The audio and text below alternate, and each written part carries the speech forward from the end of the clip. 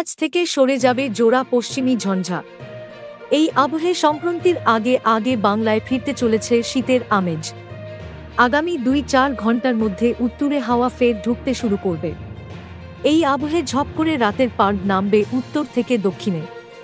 কলকাতাতেও ঠান্ডা অনুভূত হবে। জানুন পূর্বাভাস।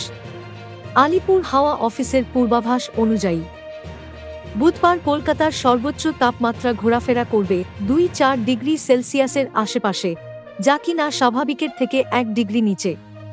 এদিকে বুধবার তিলোত্তমায় সর্বনিম্ন তাপমাত্রা থাকবে ১-৫ ডিগ্রি সেলসিয়াসের কাছাকাছি, যা কিনা স্বাভাবিকের থেকে ১ ডিগ্রি সেলসিয়াস ওপরে। এদিকে সকালের দিকে কুয়াশা থাকলেও বেলা গড়াতেই আকাশ পরিষ্কার হয়ে যাবে। বাতাসে আপেক্ষিক আর্দ্রতার সর্বোচ্চ পরিমাণ থাকতে পারে ৯-০% আশেপাশেই। এদিকে আবহাওয়া দপ্তরের বুলেটিন অনুযায়ী গতকাল কলকাতার সর্বোচ্চ তাপমাত্রা ছিল ২-৩ ডিগ্রি সেলসিয়াস, যা কিনা স্বাভাবিকের থেকে ১ ডিগ্রি নিচে ছিল। Thank you so much for watching. Subscribe our channel and press the bell icon for more updates.